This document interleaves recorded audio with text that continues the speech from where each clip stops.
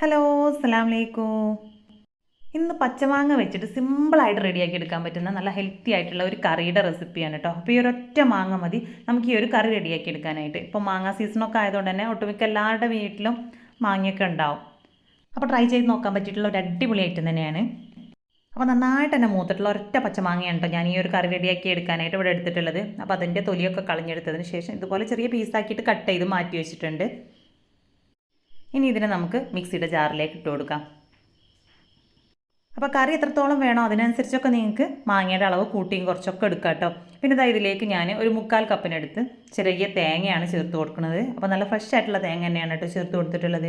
ഇനി എരിവ് എത്രത്തോളം വേണോ അതിനനുസരിച്ച് മുളക് ചേർത്ത് കൊടുക്കാം. അപ്പോൾ ഞാനിവിടെ ഒരു 4 പച്ചമുളകും ഒരു 1/4 ടീസ്പൂൺ നല്ല ജീരകവും ചേർത്ത് ആവശ്യത്തിനുള്ള വെള്ളവും കൂടെ ഒഴിച്ചിട്ട് ഇതിനെ നല്ല പോലെ ഒന്ന് അരച്ചെടുക്കുക.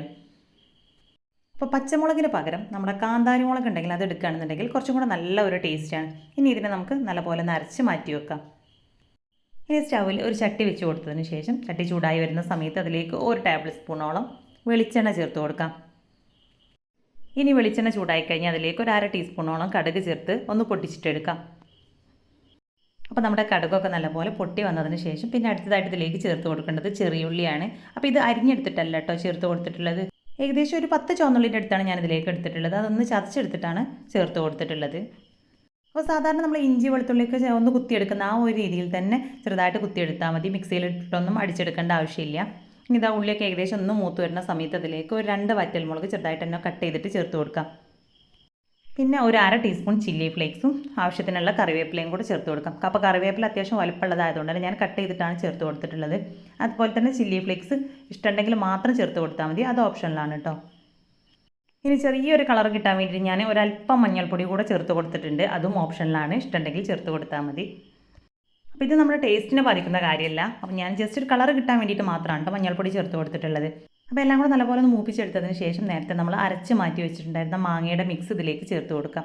ഇനി നല്ലപോലെ ഒന്ന് മിക്സ് ചെയ്തെടുത്തതിന് ശേഷം എത്രത്തോളാണോ കറി വേണ്ടത് അതിനനുസരിച്ച് ഇതിലേക്ക് വെള്ളം ഒഴിച്ച് കൊടുക്കാം കേട്ടോ.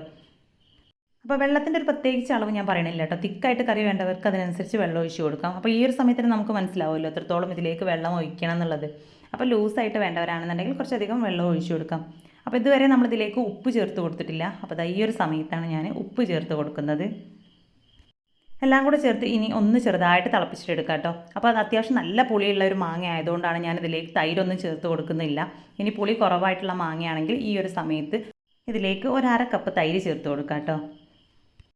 അപ്പോൾ ഏറ്റവും സിമ്പിളായിട്ട് എൻ്റെ ചോറിൻ്റെ കൂടെയൊക്കെ കഴിക്കാൻ പറ്റിയിട്ടുള്ള മാങ്ങ വെച്ചിട്ടുള്ള ഒരു മോരുകറിയാണ് നമ്മളിവിടെ റെഡിയാക്കി എടുത്തിട്ടുള്ളത്.